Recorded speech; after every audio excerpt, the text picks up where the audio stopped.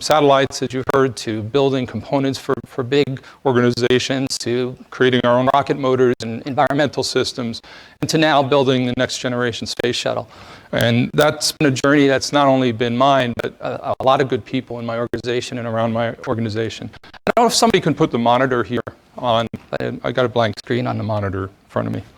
Maybe it's because I'm not supposed to say anything. I don't know. We do 4 things in space. We were one of the first builders of small satellites and the next generation small satellites. We build components for virtually everybody in the industry that makes things go, from planetary missions to large satellites. We are now a rocket motor producer. We produce the environmental systems that are really cutting-edge environmental systems. And as you know, many of you followed this story for a long time. We've taken the vehicle Dream Chaser and now get it to flight. Last year, we had a celebration of our time together, and we realized we've done a pretty lot of fun things. We've gone throughout the solar system. We've been to as far away as Pluto and as close to the sun as you could possibly be, and visited 7 planets with something we did along the way, and that's a really pretty wonderful thing. But really what I wanted to talk to you today about is what it's like to be a space entrepreneur. It isn't what most people think it is. It's a lot scarier. It's a lot crazier.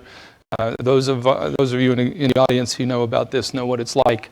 But I wanted to go through and just talk a little bit about what the aspects of it. And I think where it comes from, I got the chance to meet a writer by the name of Isaac Asimov. You guys read any of his books? Yeah. You know, I don't know if you know, he wrote over 500 books in his life. Really, the whole robot series, he imagined what robots were going to be like, and as you know, it turned into a number of different movies. But he also wrote a lot of nonfiction books about what it was like to be in science. When I met him and talked to him, this is one of the things he said. I've never forgot it. I was just really young at the time, and he said, if I was in heaven, I want to do exactly what I'm doing right now. And to me, that's the essence of being an entrepreneur. No matter how crazy it gets, no matter how bad it is, you got to love what it is that you do and realize that if you could do anything else, you're doing what you really want to do. And it isn't, you know, we talk about aerospace, and all the lectures here is about technical side and all the things we're able to do. And certainly I'm a technologist and I love it. But it's not so much about technology. It's really an art in many ways. And these pictures are actually where I grew up. That's a plane that I learned to fly on. And my grandfather taught me to fly. And he was a pilot from that era, and he really instilled the art of flying into me. So there's a technical part. You have to learn how to fly, but you got to love to fly. And the way he did it was pretty interesting. He wouldn't let me look at any of the instruments. He said, you should feel the flying. You should feel the plane. You should feel the speed. You should feel the wind. You should feel the things around you, because that's going to be what it is to fly, to learn how to fly. And I remember that, and I use that today. And it's something, you can learn all the technical, you can learn all the school, but a lot of what you do is an art. A lot of what we do is an art. I would probably say about 1/3 of the work that we do in our company is creative. It's never been done before. And that's what art is, isn't it? You're creating something that's never been done. And this is a fairly famous picture. Most of you guys probably have never seen it. The woman in the back is Eleanor Roosevelt. The man in the front is the gentleman who's responsible for creating effectively what became the Tuskegee Airmen. And during World War II, the military was not integrated. There was not a lot of opportunities for African-American pilots or of any type. Eleanor Roosevelt decided she was going to take this on, and she did it in a really fabulous way. She went to her husband, who happened to be the president. He said, Franklin, I want you to change this. And he said he would do it. He said he'd do it like most husbands. He never got around to doing it. So she decided to take it on her own hands. So she got lost. And you can imagine the first lady getting lost. She went out and found this pilot, and said to him, we're going to make a statement. He said, you're going to fly me to my press conference. And for the first time, she got in the back of the biplane. This is a plane that she's sitting in. He flew into the press conference, making a statement that then led to a change, a really big change. And the change was, she said to herself, I can do something. A lot of people say, why not? Why not go off? Why not do this? Why not make a change? And she actually went off and did it. So she flew into the press conference, landed, and at that point in time, her picture was on every newspaper in the world that she trusted herself to go do this with this man, and it changed that part of history and became what we now know as the Tuskegee Airmen. This is a really fun picture. I don't know if any of you have ever seen the New Horizons spacecraft. the Pluto spacecraft. This is what it looked like before it left. And the reason I put it up there is that the message here as an entrepreneur, these things don't happen overnight. As much as we like to get instant gratification, sometimes it takes a lot of patience. This mission was conceived 16 years before it actually got to Pluto. And the people that were chosen at the time to go do that mission were chosen intentionally because they were the youngest people around who had enough skill to do that because they wanted to be there for the entire flight of the mission. And it's pretty wonderful when you do that. You realize at the end of the day that it's really worth waiting for. You get to do something in this industry that few people ever get to experience. And when you go home and you say, when it gets really hard, you go home and you'll be able to say to yourself, you know, it's really interesting. I went to Pluto today. You know, you step back and say that. And how many people can actually say that when you go home? We've landed on Mars 12 times now, and went to Mars 12 times. And one of the neatest missions, I think, in doing that is to understand that you're able to change not only the world, but to do stuff no one has ever done before. And at the core of being an entrepreneur, I think that's what you're trying to do. One of my partners who's in the room, Tom Crabb, started an organization called Orbitech as an entrepreneur 28 years ago, and we're now 26 years ago, I think, and we're now working together. And what they're doing now is, among many things, but one of the more interesting things, they're helping to grow food in space. The veggie experience that maybe some of you have heard, we were involved in creating the station that made that work and growing the first food in space.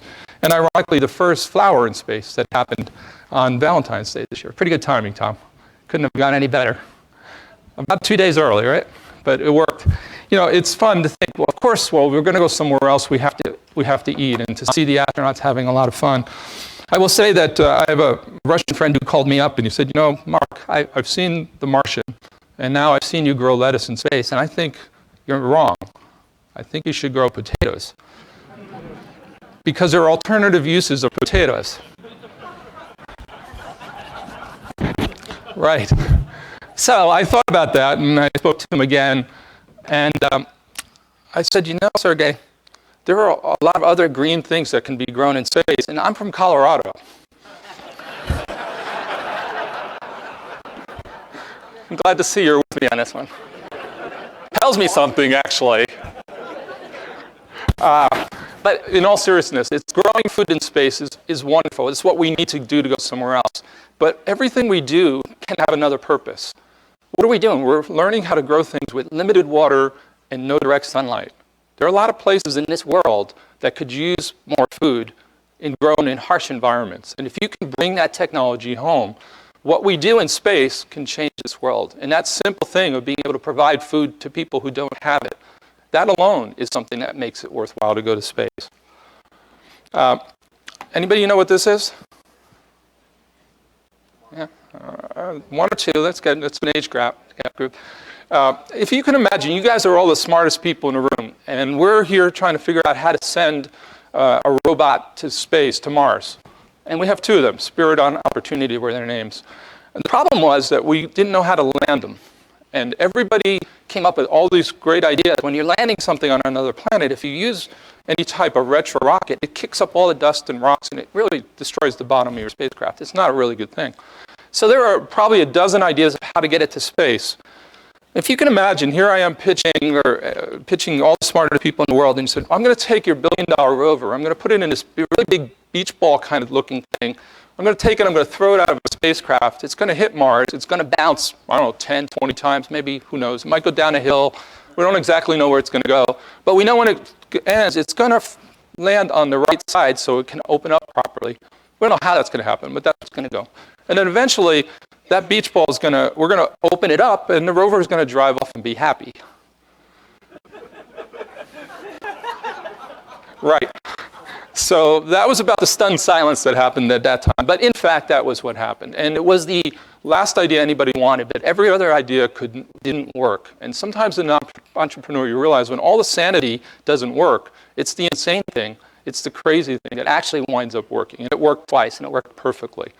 But in concept, when you're pitching that, when you guys go out for your first business plan and you start doing something you've never done before, think about that. It is okay to be crazy, because sometimes that's the only way to get something done that's never been done before. This is the new version of the rover called Curiosity. It's about the size of a Mini Cooper and it doesn't have any solar panels. It was actually powered by nuclear power. That's what it looked like. And I said be curious because it's really pretty fascinating what this thing is out there doing. We just got signed on to do the News Mars rover. It's called 2020. Our job in this was to lower this vehicle to the surface. We did a bunch of other things. But the 7 minutes of terror, we were the last minute of the 7 minutes of terror. And that is not a good place to be when you realize that this mission has been going on for 4 or 5 years. It took a year to get there. Everybody in the world's looking at you. You're sitting in Pasadena. It's being broadcast all over the world. And somebody turns to you and says, you know that last thing, that last minute, it better work. It did. And what I developed a huge fascination with it. This is one of the first high-definition pictures from the surface of Mars. It's pretty amazing. From the place that we started 10 or 12 years ago, we can barely get an image to. We get an image that looks like it's done outside in our backyard. It's pretty amazing. What you're seeing here is the drill bit that's on the front that needed to be designed to drill in all sorts of surfaces. And that's pretty fun. But why did I put this up here? I put this up here because everything we do, if you think about out of the box, what else can you do with something like this? It's not just to go to Mars to drill holes. It has a lot of different things. For example, we had new alloys that are being used somewhere else. The drilling industry is now using this. It's got a whole variety of uses, as you can see here. But most importantly, and I think to me, the thing that makes a huge difference, if you think about it, we're using that technology to do prosthetics for people who've lost arms and limbs. Taking stuff, and if you think about picking up a pin or drilling a hole 340 million miles away on the 6th degree of freedom arm, you take all that technology, what else can you do with it? Well, my hand needs to do that same thing. If I don't have an arm, and I can use that technology to make people's lives better, isn't that what space is about? Think about things from out of the box, and it really, really makes a difference. We were fortunate enough to do one of the very first small satellites called ChipSat. It was the first satellite you could control from your internet, from your laptop, which was pretty amazing. I could sit in my office and type it in and the satellite would move. That was now a little over 12 years ago, 13 years ago. And from that day to now, you've all seen what happened in the satellite industry. It's been amazing. We've been fortunate enough to be at the forefront of all that. These are 11 satellites that were built in our assembly line. They were launched last December on the return of mission for SpaceX. But that satellite, in little less than 10 years, we went from barely having a small satellite to having to be able to put up dozens of these things at the same time and be able to push them and make them work. It's a really fascinating journey. There we go. Some people are having fun. This is a picture from Albuquerque, from the Balloon Festival in Albuquerque, and I put it up there. If you've never been there, it's an amazing thing. It's an amazing thing to see. But when you look at the sky, you see all sorts of balloons, and then all of a sudden you see a few things that don't quite fit in sometimes. And these are actual balloons from Star Wars, and they're huge. But the point of the story here is that you're going to get lots of ideas. The really hardest thing that I have to do is learn how to say no, because you can't do it all. You have to be able to figure out what it is that in your world, in your life, really makes a difference and sort through all that and find really cool balloons amongst all the ones that are out there. Because the tendency, and I do this all the time, I want to do it all. I want to be able to get everything done. I want to be able to be the person that finishes everything that I look at. But the truth is, it doesn't work like that. You have to be able to look at things and really make some pretty hard decisions along the way. These are pictures you've probably never seen, and it's one of my favorite because it actually affects this particular group a lot. The man and a woman on the left is Alexander Graham Bell and his wife, Mabel. Bell had a huge career, telephone, telegraph, all sorts of things. But you don't know, he's actually one of the fathers of the aerospace industry. And in fact, is the predecessor of this conference. And it's really sort of an interesting story. His wife, Mabel, was his partner in life for years and years. He invented the telephone because she was deaf. And he fell in love with her. He was a teacher, she was a student, she was deaf, and he tried to figure out how to communicate with her. So he invented the telephone. It's things we do every day, right? You want to get something done, let's go just invent the telephone. But he's a brilliant man. All her life, though, she was the one who said to him as his partner, I think you should go look at this. I think you should go look at this. In their last years, when they should have been long retired, she said, you know this thing about airplanes, Alexander, it's something you ought to go look at. And he did. And he put his mind on it.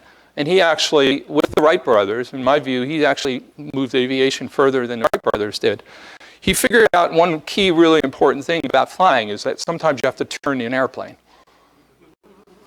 It's a true story. The Wrights did a great thing, but their plane was done by something called wing morph. It basically went to one direction, really hard to turn. He came to them and said, I saw this idea, I want to be able to do it, and it's called flaps and ailerons and rudders. hinging the surfaces. They didn't like it. They told him to go away. He did it on his own. And now every airplane that's ever been since then uses his concepts and idea. But the other thing he did was his wife said to him, we need to create an incentive to get young people into the industry to do something different. They created the first X Prize in 1907. She put, at that time, $100,000, which was a lot of money back then, that she had taken basically out of his pants pockets over years, and said, we're going to invest this in prizes to get people in the aviation industry, which wasn't even born yet, go out and do things that were new. And he created the first aerospace association called the AEA, which had 5 members who are sitting in that picture, one of them being Glenn Curtis, who went on to do Curtiss Wright and a bunch of other things. But he went out and said, you can't do this alone. It's a team. It's a partnership. The people in your life, the people that you care about, are the ones that are going to help you through all this. This is one of my other favorite pictures. It's Walt Disney. And many of you probably don't know, Walt Disney was one of the first spokespeople for NASA. And he fell in love with space. He really wanted to go do something that was important. And he took all his mindset, and people at that time were really brilliant. They said, let's go outside to somebody who actually knows how to communicate. And probably at that time in the 50s, there wasn't anybody better than Walt Disney who was learning how to communicate through this new medium of television. And they brought him on board to help them figure out how to promote the Mercury program. And he did, and he fell in love with space. And this is why he put down in his charter when he started Disney that a quarter of everything he did had to be about the future. That's why we have Space Mountain. That's why we have Tomorrowland and Futureland, because he makes it a mandate in his world that we want to look to the future. And he fell in love with rockets. He even put Mickey Mouse on the moon, if you ever saw any of those old clips. It was a really fun thing. But the point of the story is go outside, find people who know what they're doing, and trust them, because we don't know it all as much as we think we do. We're here in Seattle. This is, I think, one of my favorite pictures of the Ferris wheel downtown here in Seattle. And you realize, and the point of that, it's a great thing, and you really like doing this kind of thing, going on Ferris wheels. But the point is, in this industry, it's really small. The wheel goes around. Sometimes people on top find themselves on the bottom. Sometimes people on the bottom come back to the top. And you realize once you're in the industry, it's pretty infectious. You stay in it for a long time. So be kind to the people around you. Things fail. People make mistakes. Things go wrong. But it's really important to realize that these wheels come around. And if you stay part of the community, understand what you're doing, you're going to build a lot of base. You're going to build a lot of people around you. And someday you're going to need it. Because if you stay in it long enough, we all fail. We all have down times. We all have moments where it's not any good. And it's really important to be able to come back from that. One of my other famous pictures from space, Disney couldn't script this any better, flying Apollo around the moon. It's Christmas Eve, flying to the backside of the moon. Somebody has a camera.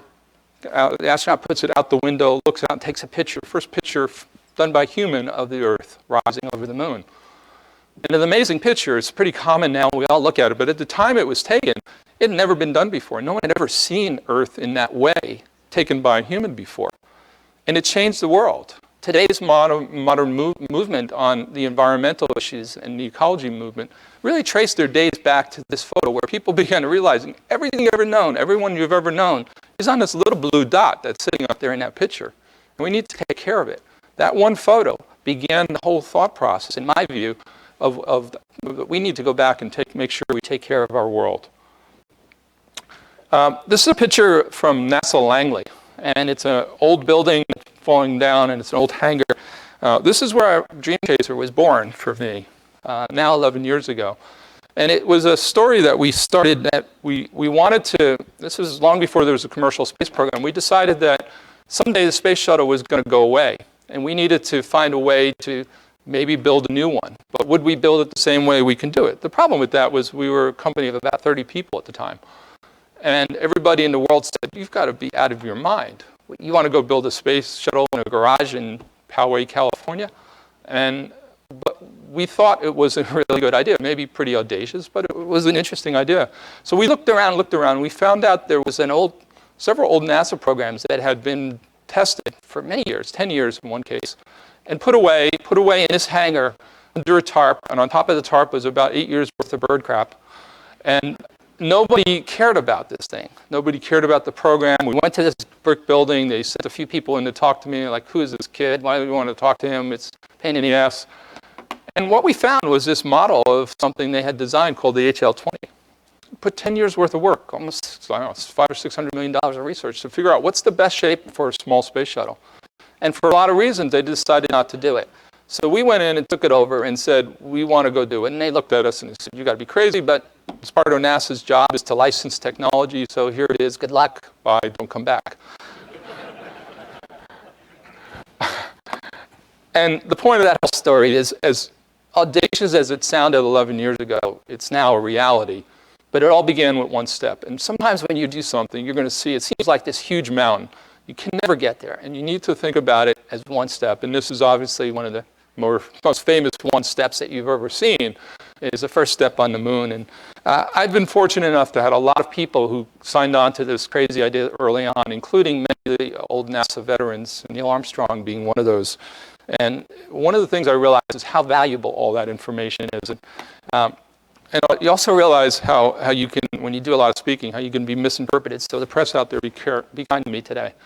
Neil went up to the moon, and you imagine if you're the first person walking on the moon, you sort of practice your first words, right? You weren't going to just wing it and say what I'm going to say. So he practiced them really well. The problem was communication in 1969 wasn't really good. So he made his statement, was on the moon. You know, they're busy trying to stay alive. They weren't really worried about what was happening at home. It got broadcast home, and it went global. I mean, before there was a social media network or the internet, it was all over the world instantly, long before they got home. The problem was it came back wrong. It was a glitch at the absolute worst time, because he didn't say one step, small step for man, one giant leap for mankind. He didn't actually say that. If you think about it, it's a redundant statement. Why would the person who's chosen to be first person on the moon, who's the most precise person in the astronaut corps, who practices for a month, screw up a statement and make it redundant in bad English? Not going to happen. He actually said one small step for a man, one giant leap for mankind, and in probably the world's worst communication glitch, the A got zapped out somewhere along the way. Came back, got printed everywhere over the world, and for the rest of his life, he tried to get it changed. And NASA did. So the point of this is, as you go through, you realize that mistakes like this can be global, but it didn't matter. It didn't matter to anyone. What mattered is what he did. But he kept talking about the idea that, you know, precision is a good thing. Being able to deal with this stuff is a good thing. And for me, that means respecting the past. It's one of my favorite pictures we did. This is actually to scale. It's big brother and little brother for me. And it's really a fun thing to think about, that we are sort of carrying on this tradition of 35 years of successful shuttle flights and being able to take all that energy, all that knowledge and move it on. But nothing we do in this industry, almost nothing. Maybe there's one or two cases where something brand new. It's built on everything else that we've ever done.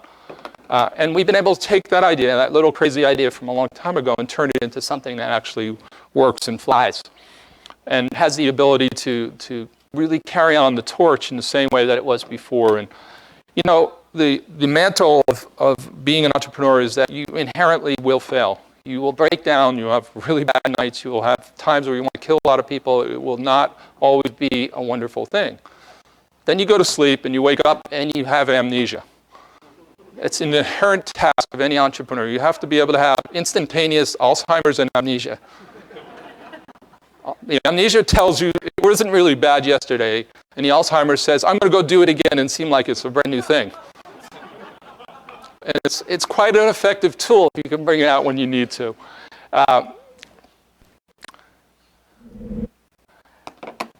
We're fortunate enough to, after 11 years, have gone through and win a long-standing competition, and it's now a wonderful place to be building the next generation space shuttle. But there was 11 years of pretty bad failures, or 11 years of pretty dark moments. Things fell apart. Things didn't work. Everybody in the world told me we were crazy. We should never, ever do it again. And what I realized is that in those moments, the only thing you really have is the faith in yourself, that you really believe that something's right. And you have to take it to a moment where you know you can't do it and there's nothing else to do. And that's the really hard part. It's in athletics. You see the really best athletes in the Olympics that are coming up here. There may be a half a second difference in a race. It's that half a second that wins them the gold medal. They stay on it for as long as possible. And we were able to do that. And 2 years ago, we lost, as many of you know, we lost the crew competition. It was a devastating loss for us. Lots of people went away. We had to lay off people. It was really hard. People said, okay, you've tried it. You got really far. You built a prototype. It's the end of the road. Time to go home. Time to hang it up. The 90 people who were left on this program with me said, we're not ready. We're not ready to hang it up. We want to try again. And no one in the world at that time said, you just lost this big competition with NASA. You want to go back in a new competition to the same people, to the same decision makers with the same vehicle, and say, we want to do it again. I mean, if that's not insanity, what is? But you know, you can change the endings to things if you work really hard. And I want to show you how that's possible. How many of you have seen The Martian? Yeah, I figured that would be a good thing. The Martian has been re-released with a new ending. I don't know if you know that or not. But take a look as Matt looks out the window here.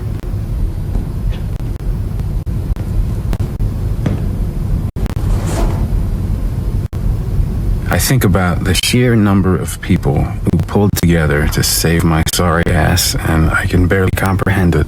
The cost of my survival was in the hundreds of millions of dollars, all to save a botanist with anti-authority issues. Why bother? Sure, part of it might be what I represent. Progress, science, the interplanetary future we've dreamed about for centuries. But really, they save me because that's what we do. Every human being has the basic instinct to help each other out. If a hiker gets lost in the mountains, people coordinate a search. If an earthquake levels the city, people all over the world send emergency supplies. This instinct is found in every culture without exception. And because of it, I had an entire planet on my side. The new ending of The Martian. Which is true, actually. We didn't do this.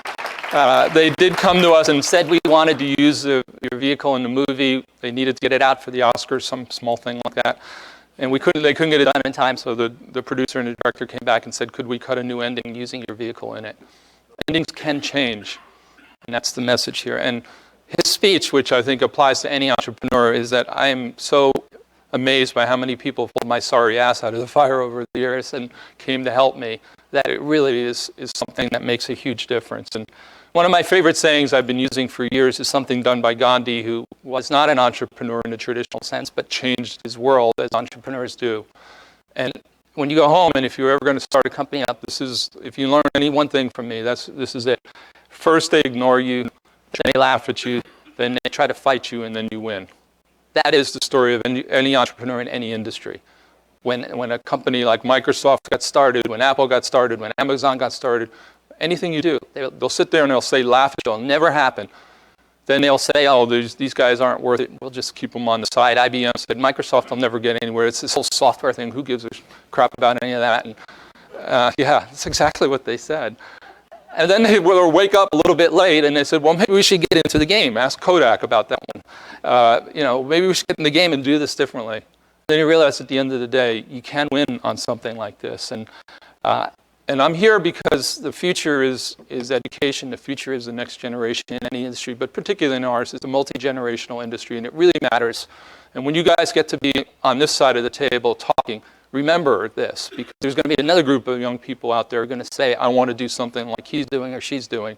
And it's time to pay it back a little bit, and it's really important to make that happen. And stop for a moment. This is a photo John Glenn asked me to give him. It was highest honor I think I've ever had. He asked me to present the award of the 50th anniversary of his first space flight.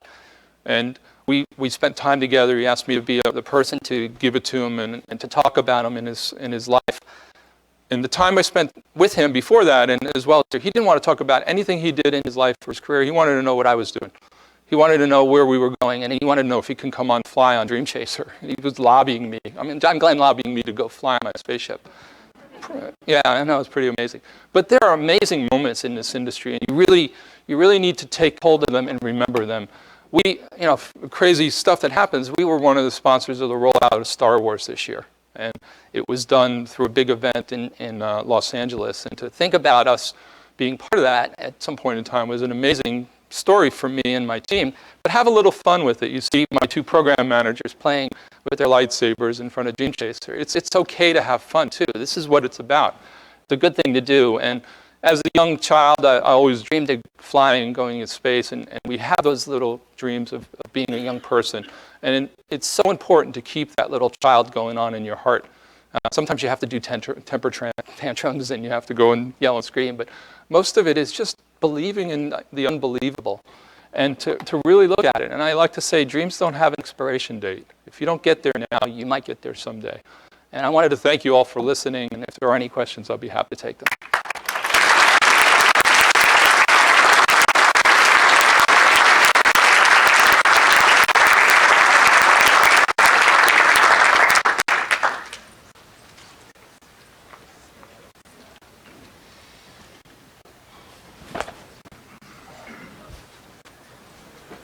Hi, Mark. I'm Alan Boyle with GeekWire. And I wanted to know what the next chapter Alan, of this... by the way, is one of the best industry writers in this industry. Thank you. He's been around a long time. Thank you, Alan, for what you do. So I wanted to, now that you've buttered me up, I wanted to know... The lesson of being an entrepreneur doesn't end when I stop my talk, by the way. Go ahead, Alan. The next chapter of the Dream Chaser story, what lies ahead? When are you going to be doing testing and Sure. Are you going to take a ride? Yeah, I'm going to take a ride. I have a seat for one reporter to come along with us. Oh, okay. That's really buttering them up. But we are. It's a really great time. Our test vehicle, our version of the Shuttle Enterprise, is about to be finished for its next phase of flight test, and somewhere in the August timeframe, it's going to be shipped off to California, to the Armstrong Center, and to Edwards to begin phase 2 of flight testing, which is going to be really fun and exciting.